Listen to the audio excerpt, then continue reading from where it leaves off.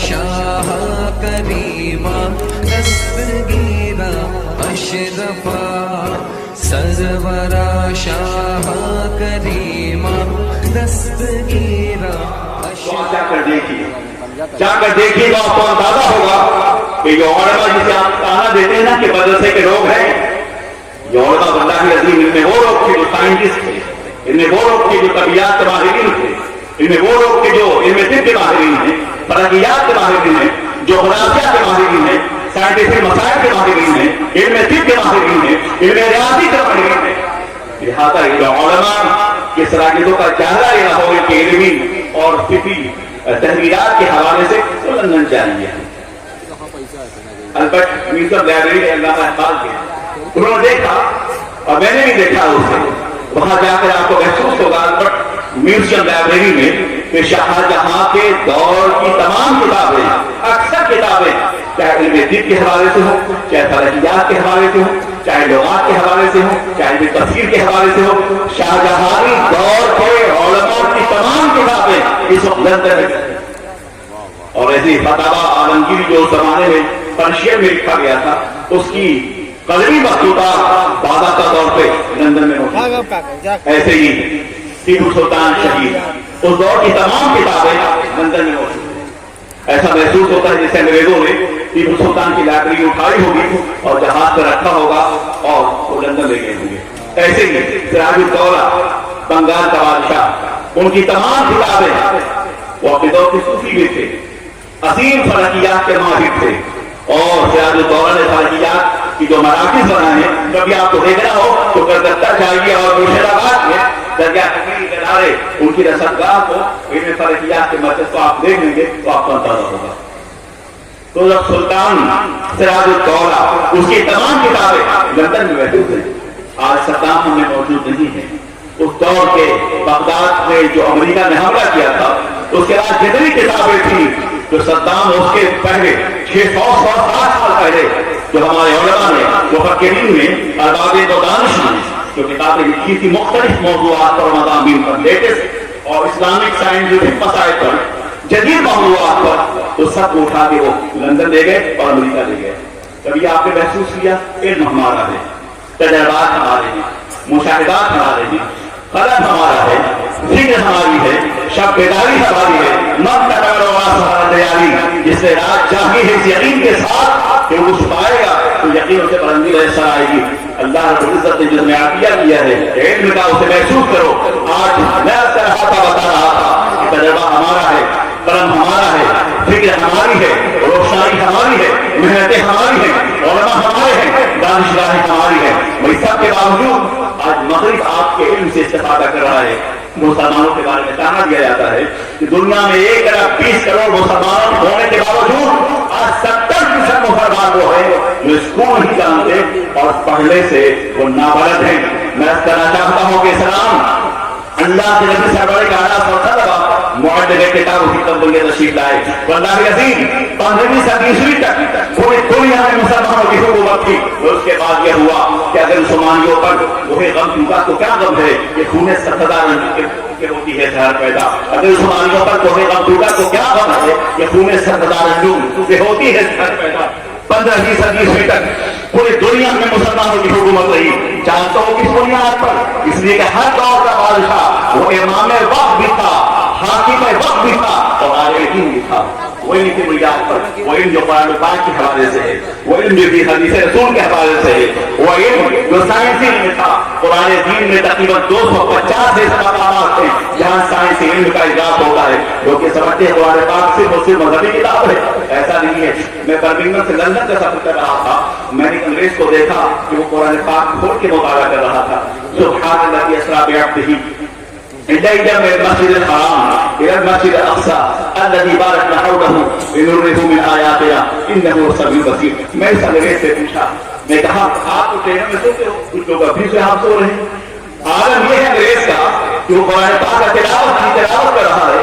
میں اس کے پاس بیٹھا ہوا تھا، میں بڑی حیرت سے دیکھا کہ انگریز ہے، سفید کام ہے، کہ لیپ ٹاپ کے قرآن پاک کا مطالعہ کر رہا ہے۔ اس کی وجہ کیا ہے؟ میں نے اس سے پوچھا آپ جانتے ہیں نبی پاک سرور کائنات کی سنت کریمہ ہے قاسم الوجہ ہونا، مسکراتا ہوا چہرہ ہونا۔ میں ابھی حضرت مولانا سے کہہ رہا تھا کہ بات یہ ہے کہ انگریز آپ کو پہچانتا ہو یا نہ پہچانتا ہو، وہ مسکرا کے آپ کو ہیلو ضرور کرتا ہے. یہ سرکار کی سنت ہے. آج پورے مغرب میں مسلمان تو نہیں ہے وہ اسلام ضرور ہے، اور عالم عرب میں اسلام ہے اور مسلمان نہیں. یہ فرق ہے دونوں کے، یہ فرق ہے دونوں کا.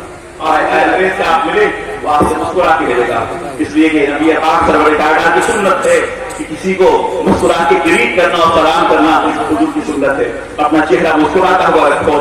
یہ مسکرانا بھی سب کا جاریہ ہے. میں اس کے بعد پہنچا انگریز سے، میں نے اسے پوچھا کہ آپ قرآن پاک کا مطالعہ کر رہے ہیں، مجھے لگتا تو نہیں ہے کہ آپ مسلمان ہیں. میں نے سوال کیا کہ you studying the Holy Quran but you doesn't look like a Muslim person. تم قرآن پاک کا مطالعہ کر رہے ہو مگر لگتے تو نہیں تو مسلمان ہو. پتا ہے میں سوال سے جان بوجھ کے کیا تھا کہ دیکھتا ہوں کہ جواب کیا دیتا ہے. اس نے مجھے کہا کہ آپ یہ کہہ رہے ہیں کہ میں مسلمان نہیں ہوں، قرآن پاک کا مطالعہ کر رہا ہوں، یہ بتاؤ کہ قرآن اور صاحب قرآن صرف مسلمانوں کے لیے؟ کہا کہ بتاؤ کہ قرآن اور صاحب قرآن صرف مسلمانوں کے لیے؟ کیا آپ نے نہیں پڑھا انی رسول اللہ علیکم جمیعا یا ایھا الناس انی رسول اللہ علیکم جمیعا؟ پیغمبر گرامی وقار قرآن پاک ارشاد فرماتا ہے کہ لوگوں ہم تم سب کی طرف رسول بنا کے بھیجے گئے. وہ سرور کائنات کی ذات گرامی ہے. عربی ہو عجمی ہو، چھوٹا ہو بڑا ہو، امیر ہو غریب ہو، آقائے ہر زمانے کے رسول ہیں. وہ خاتم النبیین بنا کر بھیجے گئے. ان کے بعد نہ کوئی رسول جلوہ گر ہوگا نہ کوئی نبی جلوہ گر ہوگا. قرآن پاک ہر دور کے لیے ہے. اس کے بعد کوئی اور کتاب جلوہ گر نہ ہوگی. آقائے سرور کائنات خاتم النبیین بن کے جلوہ گر ہوئے. ان کے بعد نہ کوئی نبی جلوہ گر ہوگا نہ کوئی رسول جلوہ گر ہوگا، نہ ذلی نبی ہوگا نہ بروزی نبی ہوگا نہ اٹاری نبی ہوگا نہ مجتہد نبی ہوگا نہ مقدس نبی ہوگا. وہ خاتم النبیین بن کے تشریف لائے. اور یہ معجزہ ہے میرے سرکار کا.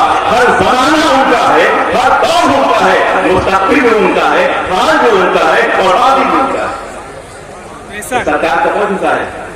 اس نے مجھ سے کہا کہ کیا اسلام کیا قرآن اور صاحب قرآن سے مسلمانوں کے لیے؟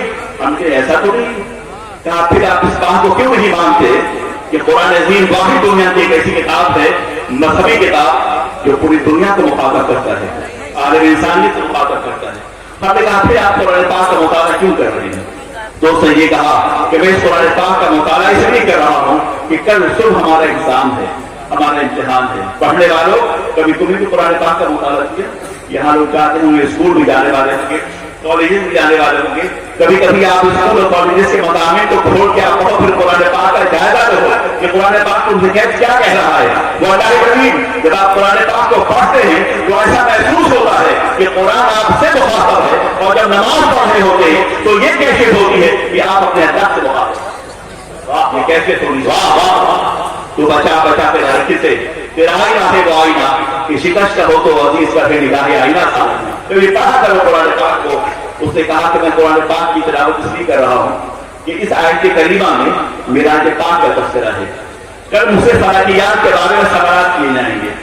میرا یقین یہ کہتا ہے، میرا یہ وشوان کہتا ہے کہ کل آنے والے امتحان روریس کہتا ہے، کل آنے والے امتحان کے پیپر میں جو سوالات مجھ سے کیے جائیں گے ان میں فلکیات کے حوالے سے مجھے یقین ہے کہ وہ سارے جوابات قرآن پاک میں موجود ہیں. سبحان اللہ سبحان اللہ. یہ انگریز سے کہہ رہا ہے کہ جو کل سوال مجھ سے کیا جائے گا ان کے تمام جوابات یہی ہوں گے جو اللہ رب العزت کا ارشاد ہے.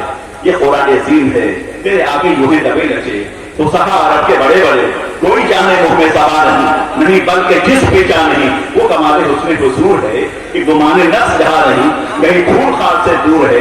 یہی شمع ہے کہ دعا نہیں کہ کرو تیرے نام پہ جہاں پیدا نہ سے چاہو جہاں پیدا تو جہاں سے بھی نہیں جی بھرا. کرو کیا کرو جہاں نہیں کرو متھے ارے دعا لگا پڑے سے بڑا میں میری بڑا میں گدا ہوں اپنے کریم کا میرا دین پا رہنا نہیں. اسلام ہر دور کے لیے فاتح اعظم ہے، ہر دور کے لیے عظیم ہے اسلام. آپ جانتے ہیں کہ مغرب کو یہ خطرہ ہے کہ ہم نے مسلمانوں کو کمزور کر دیا ہے. یہ مسلمان شکست ٹوٹا ہے بغداد میں، یہ مسلمان شکست ٹوٹا ہے لیبیا میں، یہ مسلمان شکست ٹوٹا ہے الجزائر میں، یہ مسلمان شکست ٹوٹا ہے فلسطین میں. مگر کیا وجہ ہے؟ ان تمام چیزوں کے باوجود مسلمان بڑی طاقت کے ساتھ ابھرتا ہوا جا رہا ہے، پھیلتا ہوا جا رہا ہے اور دنیا کی کوئی طاقت مسلمانوں کو روک نہیں سکتی.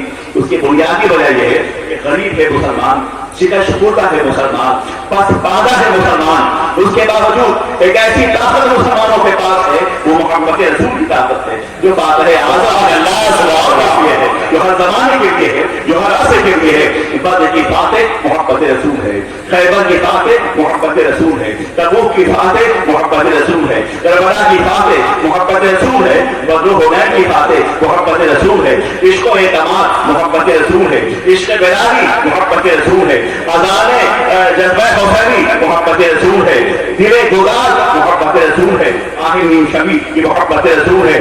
कल यहाँ और पहाड़ों से गुजर जाना, ये वही लोग कर रहे हैं जो अशाक़ रसूल है, जिनका सीना मोहम्मद रसूल की दावत से आबाद है। क्या ख्याल है आपका उस मुजाहिद के हवाले से जो साउथ अफ्रीका में गया और जाने के बाद केप टाउन पे आखिरी दफे वो खड़ा है। केप टाउन की वो जमीन के बाद कोई और जमीन नहीं है। कुरान अज़ीम ने इरशाद फरमाया उस हवाले से, इरशाद फरमाता है कुरान पाक, मरज बहरैन यल्तक़ियान बैनहुमा बरज़खुन ला यबग़ियान फबिअय्यि आलाइ रब्बिकुमा तुकज़्ज़िबान। आपने सूरह रहमान को पढ़ा है ना, पढ़ने की कोशिश कीजिए, मुताला कीजिए। सूरह रहमान में इरशाद फरमाया गया कि मरज बहरैन यल्तक़ियान बैनहुमा बरज़खुन ला यबग़ियान फबिअय्यि आलाइ रब्बिकुमा तुकज़्ज़िबान। दो समंदर एक साथ मिल के गुजरते हैं मगर आपस में मिलते नहीं हैं। ये मकाम उसी केप टाउन का है जहाँ जमीन खत्म हो रही है।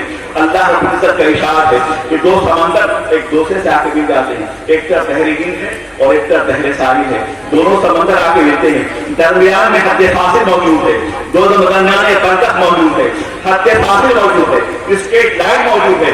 दो समंदर दूसरे से मिलकर भी नहीं मिलते। एक सुबह यहाँ से वहाँ मौजों की यकीनत फैलती महसूस होती है। इंसान कितना बेबस है कि आप एक गिलास के पानी को एक गिलास पानी में आप मिक्स कर दें तो आप ये बता नहीं सकते कि किस गिलास का कतरा किस गिलास से मौजूद है। इंसान की बेबसी का आदत यह है कि आपकी हुकूमत और आपका इक़्तिदार और आपके इल्म का इहाता एक कतरे का इहाता नहीं कर सकता आपका इल्म। खुदावंद कुद्दूस वो अजमत वाला है, वो साहिब जबरूत है, उसके आगे पेशाने झुकी हुई है, वो जमीन आसमान का मालिक है, वो जो चाहे तो उठेती है सहरा को हवा, जमीन की खुश्की, आसमान की बुलंदी, हवाए सरसक, नसीरे जहर, ये गुनाता, ये मरहजार, ये लालाजार, ये अबशार, ये कोहसार, ये हयात, ये बख्शिश, ये तमाम उसी के अता करता है। तो अल्लाह की अज़ीम उस समंदर की ज़बान को देखने के बाद अंदाजा होता है खुदा की कुदरत का अंदाजा, उसकी मशीयत का अंदाजा, उसकी अज़मत का अंदाजा होता है कि अल्लाह रब्बुल इज्जत ने समंदर को समंदर से मिला दिया है, उसके बावजूद वहाँ सत्य मुस्तक़िम बाकी है। उसी साहिब पे की कब्र है, एक मुजाहिद की कब्र है, लिखा हुआ है उसकी तख्ती पर कितने बहौसला वो लोग थे, वो मलेशिया से चले और साउथ अफ्रीका पहुंचे, वो ताजिर भी थे और अल्लाह के वली भी थे, वो सूफी भी थे। आज लोग सूफियों को तंग करते हैं, ये सूफी वो है जो गरीब पोश हैं, ये सूफी वो है जो गोशागीर हैं, ये सूफी वो है जो दुनिया से करार कश है। मैं कहता हूँ अल्लाह के नबी सरवर के आदाब के बाद उनके मुक़द्दस सहाबा की जिंदगियों का आप क्या जाने आपका अंदाजा होगा कि हर जमाने में सूफी कभी होगा जो आलिम इल्म होगा। सुभान अल्लाह, सुभान अल्लाह। तो सबसे बड़ा फर्क होगा सूफियत गरीब पोशी का नाम नहीं है, सूफियत गोशागीर होने का नाम नहीं है, सूफियत एक मखसूस अबाया पहनने का नाम नहीं है। लोग कहते हैं कि हम सिर्फ सूफी हैं इसलिए कि सूफियत जो है हमारा सूफीज़्म वो हमारे मुराक़बे और मुजाहिदे का रास्ता है, ये ऐसा नहीं है। सबसे बड़ा सूफी वही होगा जो सबसे बड़ा आलिम दीन होगा। हुज़ूर गौसे आज़म जितने बड़े सूफी थे उतने बड़े आलिम दीन थे। सुभान अल्लाह, सुभान अल्लाह। जितने बड़े सूफी थे उतने बड़े आलिम दीन थे। बेताब महबूब इलाही जितने बड़े सूफी थे उतने बड़े आलिम दीन थे। हज़रत नज़रुद्दीन चिराग़ महमूद दहलवी जितने बड़े सूफी थे उतने बड़े आलिम दीन थे। हज़रत अमीर खुसरू जितने बड़े सूफी थे उतने बड़े आलिम दीन थे। मखदूम समना जितने बड़े सूफी थे उतने बड़े आलिम दीन थे। हज़रत क़िसूर बंदा नवाज जितने बड़े सूफी थे उतने बड़े आलिम दीन थे।